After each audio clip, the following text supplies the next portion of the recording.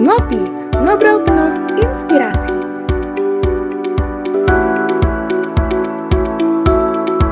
Dinamika Ekspatriat, episode Singapura. Halo, selamat malam Sobat Ngulik semua yang ada di rumah. Kembali lagi di Ngopi Podcast, ngobrol penuh inspirasi. Nah, sebelumnya Rani mau ngucapin selamat bermalam minggu nih buat Sobat Ngulik yang mungkin lagi pada di luar rumah nih, lagi hangout bareng teman-teman, atau mungkin hangout bareng gebetan. Nah, pokoknya walaupun Sobat Ngulik berada di luar rumah, tetap patuhi protokol kesehatan yang ada ya.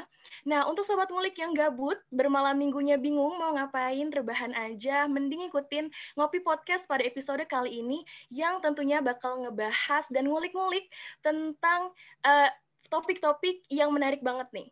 Dan pada episode podcast kali ini, kita bakal ngulik tentang dunia ekspatriat episode Singapura. Oke, Sobat Ngulik. Selama beberapa menit ke depan, Sobat Ngulik bakal ditemenin sama aku, Rani, dan juga rekan aku, Dewi Fatmawati. Oke Rani, nah pada kesempatan kali ini kita kedatangan seorang narasumber yang tentunya keren banget ya Rani. Nah, beliau adalah Kak Erik Eka Putra yang merupakan seorang Vice President di Mitsubishi UFJ Financial Group. Nah, Kak Erik ini juga pernah menjabat sebagai Asisten Manajer di PT Bank CIMB Niaga dan juga menjabat sebagai Manajer di PT Bank Permata. Wow, keren banget ya pastinya. Langsung saja ya teman-teman kita sapa narasumber kita kali ini. Halo Kak Erik, apa kabar? Halo Kak Erik. Hai Dewi, hai Rani, hai Sobat Ngulik semua. Apa kabarnya? Alhamdulillah baik. Gimana nih kabarnya Kak Erik? Wow, luar biasa. Happy, seger. Happy. Karena udah buka, jadi seger. seger. Iya benar, udah buka ya Kak. Iya benar. Nah, mungkin tanpa berlama-lama lagi kita langsung aja kali ya Kak. Untuk pertama nih Kak, boleh nggak sih Kak ceritain lebih jauh tentang Kak Erik? Mungkin dari educational background, kemudian perjalanan karir, dan aktivitas saat ini, serta sedikit personal life mungkin, Kak. Okay. So, by way of introduction, nama saya Erik. Kita coba ngobrol lebih santai. Educational background, of course, sama dengan teman-teman semua, teman-teman Sobat Ngulik semua. Saya lulusan dari IPB. Fakultasnya fakultas peternakan, tapi jurusannya itu sosial ekonomi peternakan. Mungkin sekarang udah nggak ada jurusannya, unfortunately. Jadi saat itu punya adik kelasnya hanya satu angkatan, very sad. Terus lulus dari IPB, saya start my first career itu di CIMB Niaga, betul. CIMB Niaga itu mergernya Bank Niaga sama Lipo Bank. Mudah-mudahan pada tahu semua nih ya, yang pada anak-anak muda nih. Yeah. Nah, saya join di ODP-nya Bank CIMB Niaga. Start my career itu ditempatin dulu di daerah Palembang. Masuk di departemennya business banking, itu jadi relationship manager untuk achieve target, cari klien. So that's the first job di Palembang. Nggak kenal siapa-siapa, tapi alhamdulillah lewat, selamat dengan perjuangan yang luar biasa. 2 tahun di Palembang, ditarik ke Jakarta, menjadi corporate banking, which is cita-cita dari zaman kuliah, dari zaman SMA, pengen jadi corporate bankers. Pindah kemudian ada beberapa senior pindah ke Bank Permata, dia ajak gue buat pindah, gue join, sama, jadi corporate bankers juga. 4 tahun di Permata, 4 tahun di Niaga, terus pindah ke MUFG. Dulunya namanya Bank of Tokyo, mudah-mudahan ada yang recall. Of course, bank dari Tokyo, as simple as that. Terus dia ganti nama jadi MUFG. Sekarang total pindah dulu di MUFG Jakarta branch dulu. Setelah di Jakarta branch, kurang lebih 3 tahun, dan diminta untuk tugas di Singapura. Itu kurang lebih 2 tahun. Personal life, mungkin sharing hobi aja. Saya benar-benar kecanduan sama yang namanya sepedaan. Tapi sepedaannya bukan yang baru-baru karena COVID nih ya. Oh, iya, gue udah sepedaan udah lama banget, udah sekitar 4 tahunan lah sepeda. Jadi sebelum ngetren, sebelum banyak ada yang goes di jalan raya yang katanya bikin rame jalan, gue udah goes. Oh, di Singapura juga sepedaan ya, Kak? Itu satu-satunya hiburan gue. Jadi kalau nggak ada sepedaan, mungkin gue udah stres banget di Singapura. Bener. Oke. Wah, hebat banget ya Kak Erik ini. Dari awalnya dari Fakultas Peternakan IPB ke ranahnya anak ekonomi manajemen. Mantap pokoknya. Latihan Kak. Keren banget. Mungkin teman-teman sobat ngulik di sini itu ada yang sering dengar MUFG itu apa, tapi belum paham sekali mengenai MUFG. Nah, pertanyaannya itu, MUFG itu sebenarnya apa sih Kak? Terus seperti apa perbedaannya? Atau mungkin sama aja sama yang di home country atau host country-nya di Singapura? Oke. So, MUFG itu adalah bank asing, gampangnya. Coba dari Sobat Ngulik, atau dari Rani, atau dari Dewi, ada yang kebayang nggak bank asing di Indonesia itu siapa aja namanya? Ini ada Hana Bank ya, Cap Hana Bank. Dari Korea. Oke, dari Korea. Siapa lagi? Ada yang di endorse BTS itu, Kak. Oh, itu malah gue nggak tahu tuh siapa. Beda-beda. Oh, beda. Oke, beberapa bank asing kan ada HSBC, Hong Kong Shanghai Banks, yang mungkin familiar ya, Citibank, mungkin kalian juga familiar. MUFG itu adalah bank yang punya itu Jepang. Jadi head office kita itu ada di Tokyo. Tapi dari semua bank asing yang ada di Indonesia, kalian pasti nggak ada yang tahu bahwa MUFG itu the largest foreign bank in Indonesia. So out of Standard Chartered, Citibank, BNP Paribas, you name it, ANZ, DBS, even Singaporean banks, MUFG itu the largest. Nah, kita ngapain sih biar bisa the largest? Tadi kayak yang gue bilang, cita-cita gue itu selalu jadi corporate bankers. So, MUFG ini itu hanya involve atau main bisnisnya itu hanya untuk financing big corporate. So kita nggak main di retail, makanya kalian nggak ada yang tahu, nggak akan ada yang buka tabungan di MUFG datang terus punya ATM-nya, nggak akan mungkin itu. Karena kita sama sekali nggak keluarin produk retail. Jadi kita hanya membiayai, bisnis kita ada dua macam besarnya. Satu membiayai perusahaan-perusahaan Jepang, itu kita biasanya ngomongnya Japanese business. So most of the team yang ada di sana tuh bisa bahasa Jepang. Kalau nggak bisa susah, kasihan nanti hidupnya. Kalau yang di non-Japanese, global corporate itu membiayai perusahaan-perusahaan non-Japanese. So, klien-klien kita itu big corporate. Sebutin aja salah satu corporate yang ada yang terlintas di pikirannya sobat milik semua, itu salah satu klien kita pasti. Gitu. Kalau perbedaannya dengan Singapura, itu sama kayak standarnya foreign banks. Biasanya dia itu akan buat Singapura itu jadi regional office. Head office kita kan ada di Tokyo. Untuk satu dunia, worldwide MUFG itu top 5 loh. Jadi cukup besar.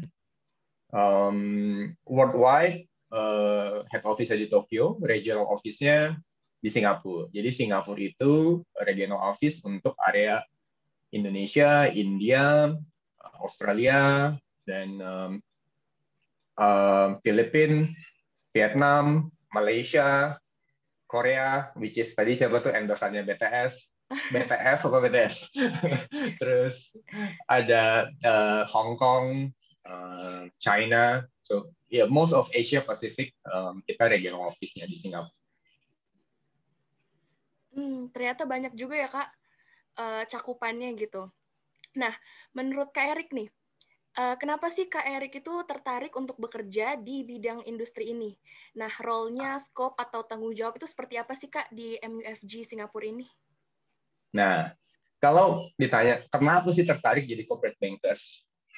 Corporate bankers itu, oke. Sekarang gini deh, pertama bankers. Ya. Kalau sobat ngulik, ada misalnya diutangin duit nih, misalnya oke lah kita lagi punya duit, mungkin nggak banyak banget, kita pinjemin ke teman kita 200.000.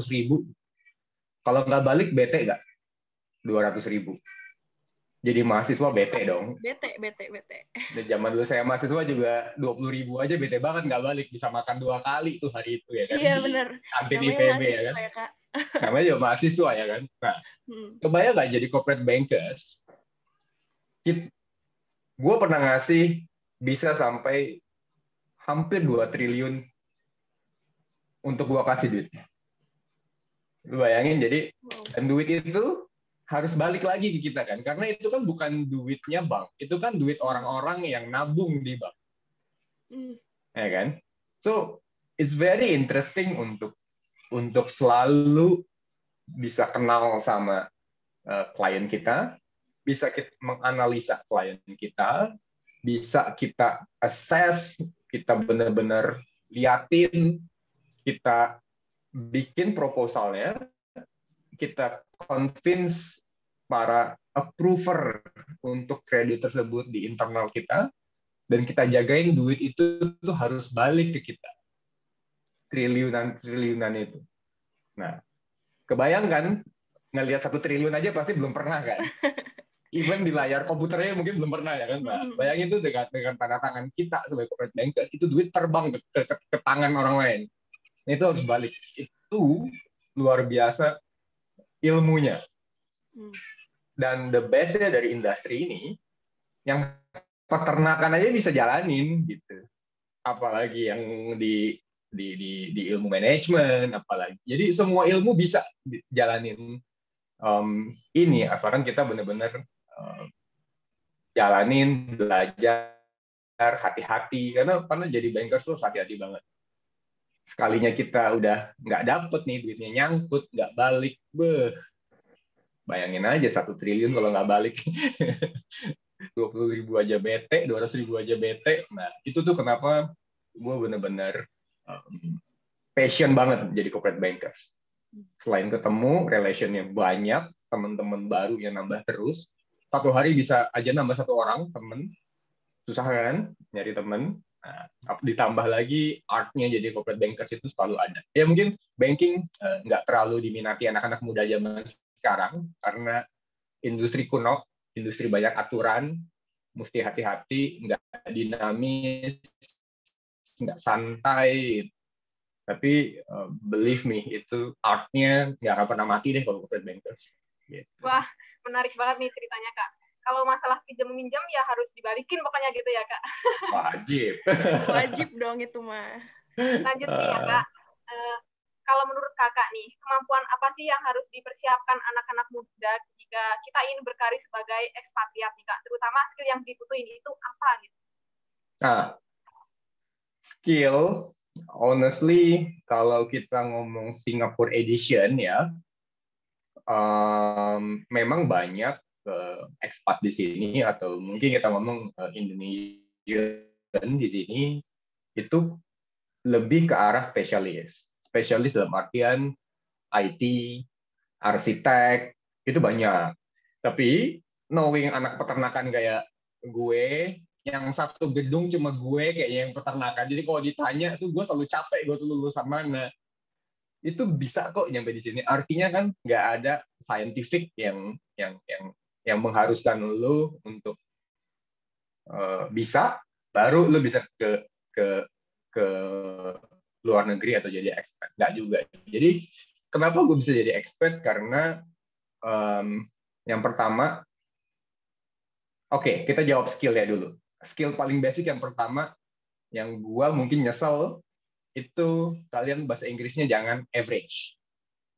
Bahasa Inggris dari muda usahain se-advance mungkin. Don't be just average yang oke, lu bisa dapat A gitu. Enggak. Itu enggak kepake buat tinggal atau buat kerja. Jadi lu usahain English itu udah jadi daily life lu. Jadi bacaan lu bahasa Inggris, ngomong bahasa Inggris, ngomong dalam hati bahasa Inggris, usaha orang bilang lu kebule-bulean apa kayak segala macem, nggak usah dipikirin. Itu yang pertama dulu lah, karena kalau lu tinggal di luar negeri gimana caranya nggak bisa bahasa Inggris ya kan. Yang kedua, coba nanti ketika lulus aim untuk kerja di multinational company, jangan kerja di lokal. Karena kalau di lokal ya mau paling pindahnya juga keluar Jakarta, ke pulau-pulau Indonesia aja kalaupun pindah. coba untuk kerja di perusahaan-perusahaan asing. Kalau bank ya bank asing, kalau perusahaan sektor real kayak Unilever, itu banyak tuh anak Unilever di sini. Banyak teman-teman dekat gue di sini juga anak Unilever, anak Johnson & Johnson. So, try untuk kerja atau aim untuk kerja di perusahaan asing. Kalau kepingin jadi expat, skillnya generalis bisa. Gue dari peternakan bisa, nggak ada spesifik skill yang harus lu bisa baru lu bisa apply ya. Gitu. Jadi sebenarnya intinya harus passionate aja ya Kak, kalau misalnya menjalani suatu hal gitu ya. Yes, passionate sama gue agak nyesel kelamaan di bank lokal. Mungkin kalau gue tahu nih opportunity-nya gede ketika di bank asing, gue langsung apply dari awal bank asing. Cuma waktu itu awal-awal kerja, sorry bahasa Inggris gue average, to be honest. Jadi beberapa bank asing yang gue apply waktu itu malah gue nggak keterima. So ya gue akhirnya ke CIMB Niaga. CIMB Niaga itu kayak half lokal asing lah. Jadi nggak yang lokal banget, tapi nggak asing banget juga. Iya, benar banget. Nah, mungkin lanjut ya Kak. Kalau misalnya kita ngomongin sekarang nih kan, kondisi pandemi, banyak banget perusahaan-perusahaan yang udah nerapin work from home ya Kak. Nah, kira-kira di tempat Kakak bekerja sekarang nih, shiftingnya gimana sih Kak dari sebelum pandemi dan sesudah pandemi? Mungkin boleh cerita juga impact di bisnisnya itu seperti apa Kak? Kalau pandemi, of course semua orang struggling. Di Singapura, very strict. Benar-benar striknya itu bisa sampai ada orang di penjara gara-gara nggak lakukan social distancing, atau di Indonesia bilangnya protokol kesehatan. Itu penjara di Changi di sini mungkin isinya banyak ya yang kejahatannya itu cuma melanggar protokol kesehatan. Jadi very strict. Ya kalau penjara di Indonesia sama penjara di Singapura disuruh berantem sih 5 menit udah mati semua penjara di Singapura, karena kriminal itu ya kayak gitu-gitu.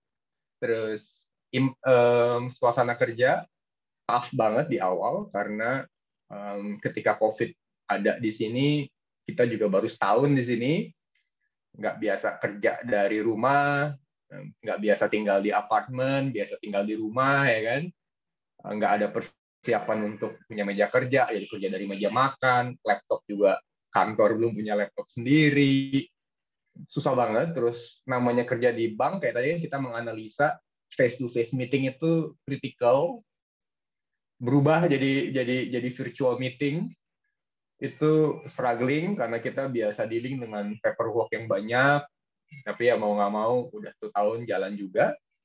Unfortunately banking banking itu salah satu essential business di Singapura, jadi kita tetap masuk selagi masa pandemi. Cuman benar-benar ketika lockdown kita hanya diperbolehkan 20%. Ketika kita namanya phase 2 di sini itu udah boleh 50%.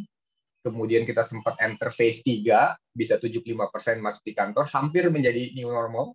Tapi unfortunately case-nya the past 1 week ini cukup banyak gara-gara virus varian baru yang dari India juga udah mulai ada di sini. So kita balik lagi ke phase 2 sekarang. Nah, kondisinya sih sekarang udah mulai oke lah, kita udah mulai terbiasa kerja dari rumah. Impact COVID ke banks very bad, karena balik lagi yang kita kasih pinjam kan perusahaan-perusahaan ya.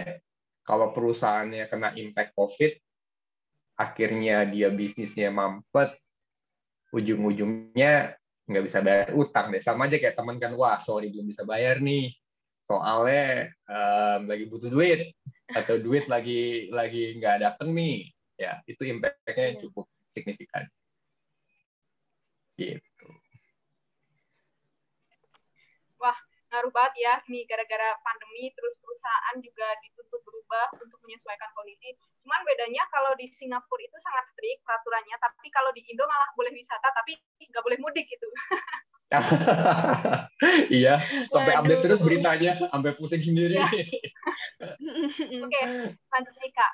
Menurut Kakak, itu kondisi tersulit yang mungkin bisa ditemui di pekerjaan saat ini tuh apa? Terus tantangannya apa selama bekerja sebagai ekspatriat? So role gue di sini tuh first role, jadi gue ada beberapa role nih ceritanya. First role gue tuh jadi country coordinator.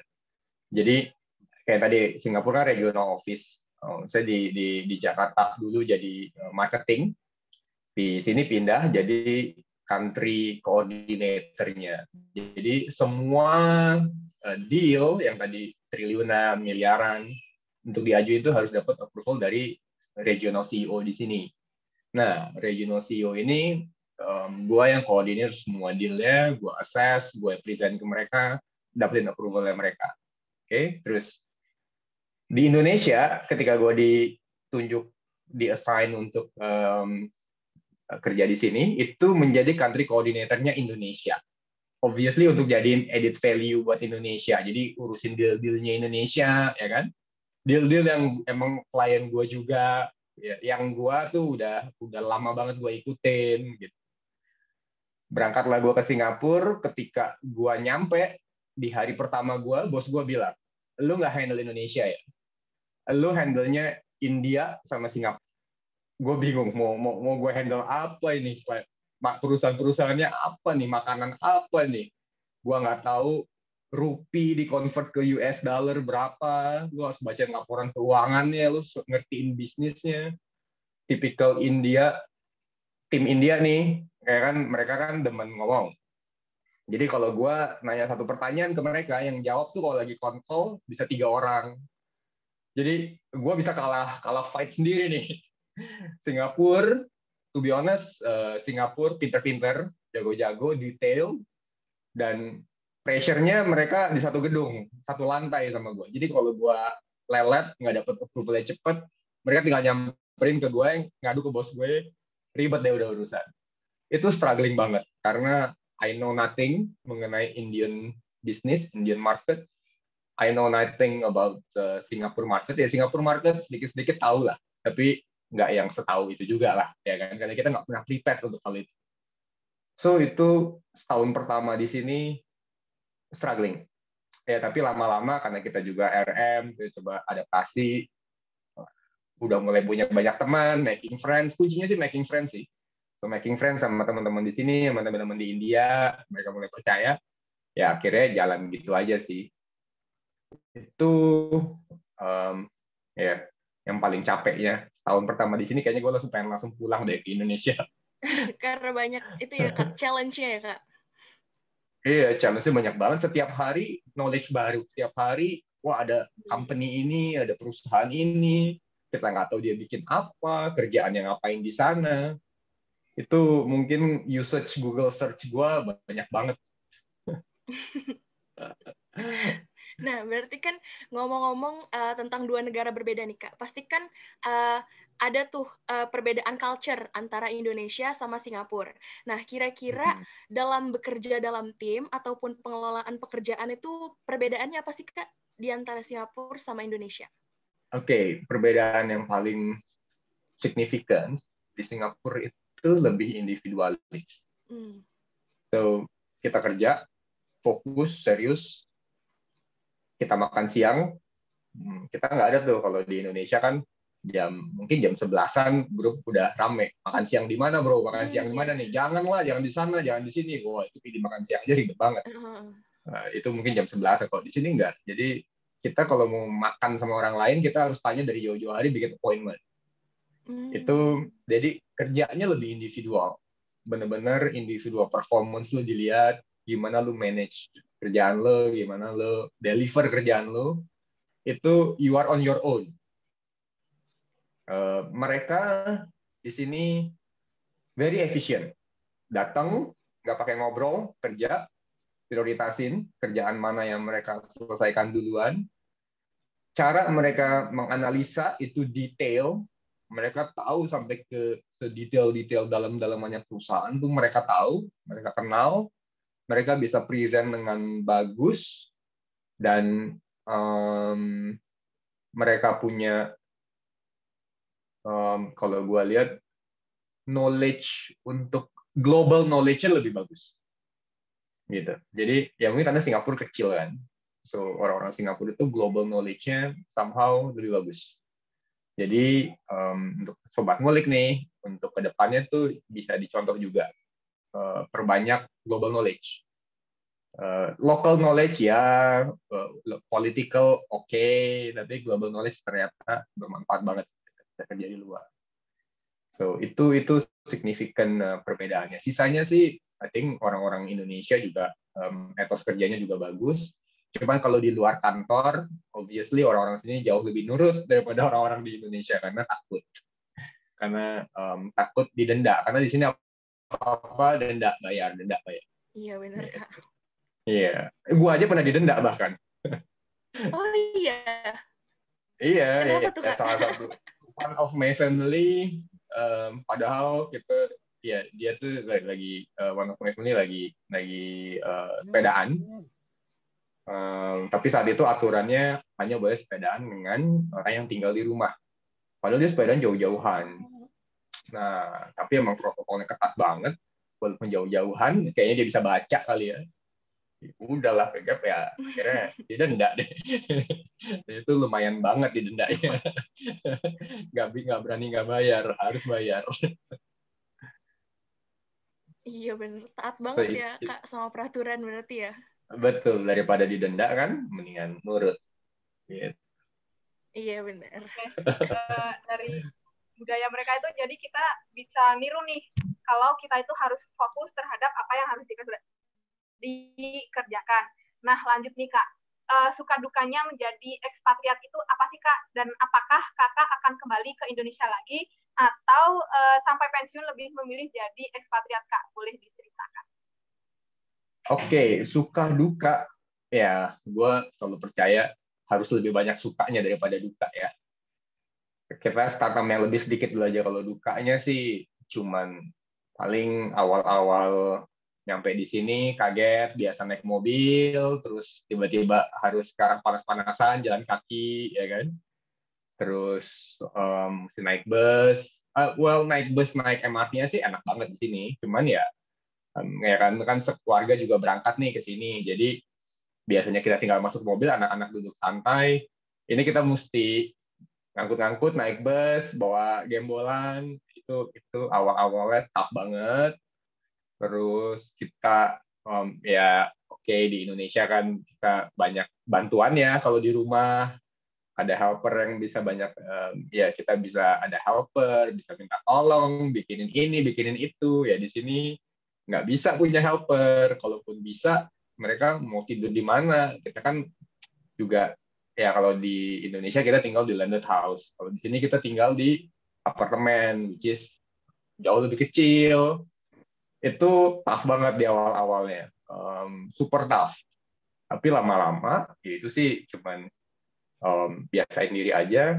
Paling 3 bulan, sisanya sampai sekarang sih banyakan sukanya karena di sini aman. Oh, dukanya lagi, gue lama banget nggak dengar azan, gila juga tuh. Karena gimana mau denger ya? Akhirnya cara gue dengar azan ya cuman karena soal Jumat, sama gue kalau sepedahan di weekend itu gue berangkat jam 4 pagi. Jadi berangkat jam 4 pagi karena di sini aman kan. Itu kan the best-nya di sini tuh aman. Jadi mau sepedahan jam berapapun itu aman. Jadi jam 4 pagi kita biasanya sama teman-teman sepedaan, kita break-nya itu di masjid. Jadi bisa sholat subuh rame-rame tuh. Jadi itu seru banget. Jadi weekend tuh malah gue dengar azannya, malah bisa sholat subuh di jalan lagi sepedaan. Sisanya tinggal suka semua deh tuh. Lebih aman, lebih fun, lebih health conscious, lebih banyak jalan. Sekarang kalau balik ke Indo mungkin ya punya mobil apa enggak ya? Kayaknya kalau misalnya pulang ke Indo ya kayaknya enakan naik. Ya sebenarnya di Indo gue juga naik public transport sih kalau harian ke kantor. Terus sisanya jauh banyak sukanya. Iya, dukanya adalah unfortunately di COVID ini kita nggak bisa pulang. Semua tiket angus, nggak ada yang kepake. Jadi iya nggak bisa visit orang tua. Terus akhirnya ada one of my family juga yang pass away, nggak bisa ketemu, ya itu sedihnya. Sisanya sih ya kangen-kangennya juga udah lupa karena tiap minggu video call jadinya kan. Terus atau seminggu bisa 2 kali video call sama orang tua. Jadi updated banget. Ya, kalau disuruh milih mau stay atau mau pindah, gue akan pilih mungkin stay sih.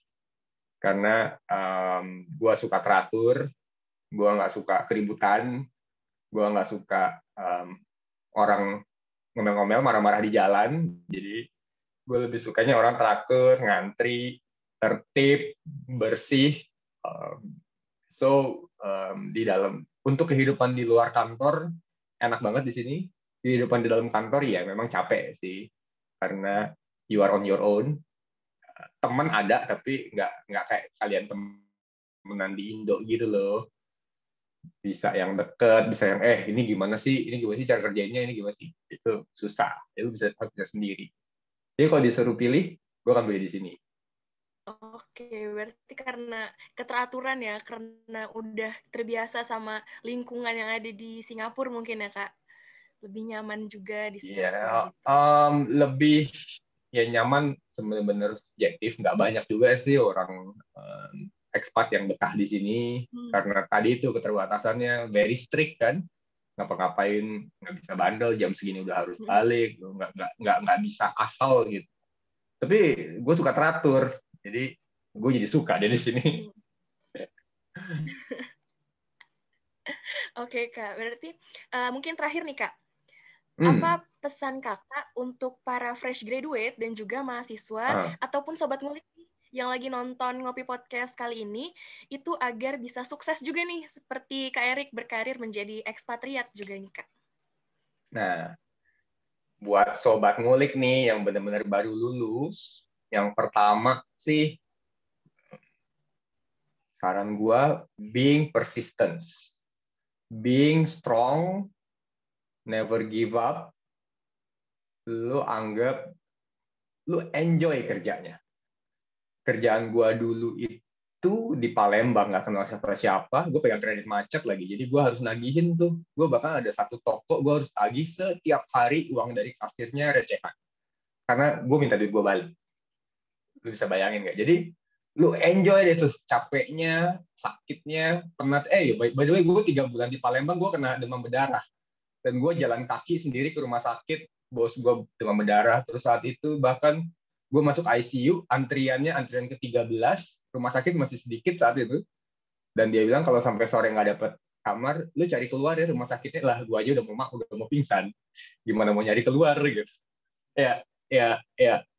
Yang kuat, enjoy aja gitu sakitnya. Karena ya kalau lu decided untuk jadi karyawan kayak gue, flow-nya tuh pasti ada. Jadi lu jangan ngelihat ke atas terus gitu. Lu lihat yang di depan lu dulu, beresin, selesaiin pakai senyum, jangan pakai ngomel, jangan komplain. Sekarang nih junior nih, kalau yang baru-baru masuk nih, kadang-kadang ngerasa pinter banget gitu loh, ngerasa superior, ngerasa udah jago banget nih. Biasanya kan mahasiswa baru lulus nih, tingkat dia ngerasa pokoknya yang paling pinter udah dia sama yang udah paling pinter satu angkatannya lah, udah paling jagoan nih, gue baru lulus nih gitu. IPK gue gede nih gitu. Jangan begitu, tapi begitu dikasih kerjaan langsung ciut. Jadi yang pinter banyak, tapi yang persisten, yang tahan gitu, disuruh kasih kerjaan, minta kerjaan lagi, bisa kerjaan apa lagi nih gue. Nah, attitude gitu penting banget untuk yang baru lulus. Capek, jalanin aja. Gue datang sampai kantor jam 7 pagi. Jam 6 pagi gue udah nyampe kantor di Indonesia. So, gue berangkat dari kantor jam 4:50. Karena gue suka banget kerja. Gue pulang jam 9-an malam, 8-9 nyampe rumah jam 10. Itu setiap hari. Di Singapura gue nggak berubah. Gue selalu jadi orang pertama yang nyampe kantor. Karena gue semangat banget, gue pengen kerja, gue pengen baris nih hari ini apa lagi di kerjaan gue. Kalau kerjaan sedikit, gue stres biasanya. Jadi gue minta kerjaan tuh, karena gue pikir tuh kerjaan tuh rezeki. Nanti output dari kerjaan lo baru payment lo. Gitu. Jadi being persistent untuk sobat ngulik yang baru lulus, yang baru-baru akan lulus. Lo ngerasa pintar boleh, tapi coba se-humble mungkin. Nah, ketika lo dikasih kerjaan banyak, dengan gaji kecil, percayalah, itu adalah rezeki. Karena orang percaya sama lu, makanya lu dikasih kerjaan. Tapi lu nggak dikasih kerjaan, bayaran lu kecil, itu lu cuma average, standar. nggak akan naik lo nanti. Gitu. Itu saran yang simple aja lah, nggak usah yang ribet. Jadi persistence jadi fresh graduate. Jadi sobat-sobat ngulik itu pasti bisa kalau misalnya udah terima kerjaan, jadi yang paling sibuk. Itu the best deh. Jangan pengen pulang cepet ya, pulang cepet nggak apa-apa, bukan yang gue bilang suruh overtime, tapi kalau bisa kerjaan lu udah selesai jam 4, mesti ada jam 5 tuh pulangnya. Lu minta kerjaan lagi. Mana yang bisa gue kerjain lagi nih? Mana yang bisa gue kerjain lagi? Mudah-mudahan itu sih yang gue jalanin. Mudah-mudahan pasti sobat-sobat ngulik bisa lebih sukses lagi daripada gue. Amin. Nah, buat sobat ngulik diingat-ingat tuh ya, apa pesan dari Kak Eri. Kalau kita itu harus jadi orang yang persisten, terus strong, dan never give up pokoknya. Oke nih, Rani. Kita udah dapat ilmu banyak banget ya tadi, Rani.